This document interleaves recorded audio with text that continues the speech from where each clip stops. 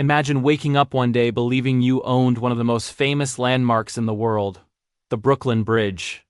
Now imagine the man who sold it to you walking off with your life savings, smiling, confident, and ready to sell it again to someone else. This is the true story of George C. Parker, one of the boldest con artists to ever live. A man who sold the Brooklyn Bridge so many times, the police had to regularly remove people trying to set up toll booths on it. It started with a simple lie and ended with one of the most unbelievable fraud careers in history. Parker didn't just trick people, he sold them dreams, and then he sold them the very ground those dreams stood on. By the time he was caught, he had sold the Brooklyn Bridge dozens of times, each deal worth thousands, equivalent to hundreds of thousands today. And yes, his victims were real, and so were the contracts he made them sign. Parker was a master of confidence.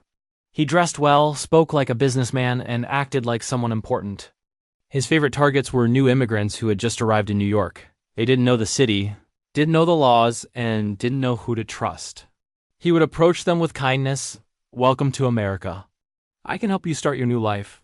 Then he dropped the hook. He claimed he owned valuable landmarks: the Brooklyn Bridge, the Statue of Liberty, Madison Square Garden, even Grant's tomb. But the Brooklyn Bridge was his favorite. He told buyers the bridge generated incredible toll revenue, and that they could make a fortune charging people to cross it. And he even produced official-looking deeds, legal documents, certificates, and seals, all forged perfectly. Most victims fell for it. Some paid $500, others $5,000, in today's money, tens or hundreds of thousands. Then the next morning, confident and excited, the new owners would show up with lumber and tools to build their private toll booth. And the police would gently break the news. "Sir, you don't own the Brooklyn Bridge." But by then, Parker was long gone. For years, Parker was unstoppable. He operated from fake offices, used multiple aliases, and even bribed clerks to vouch for his identity. His charisma was unmatched.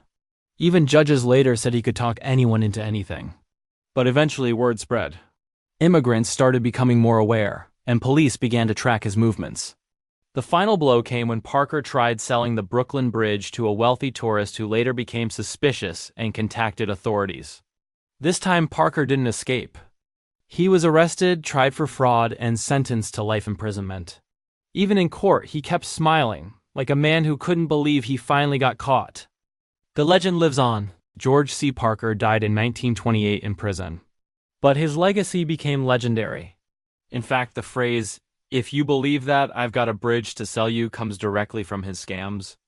He remains one of history's boldest con men, a man who sold a national landmark repeatedly, simply because he understood one powerful truth.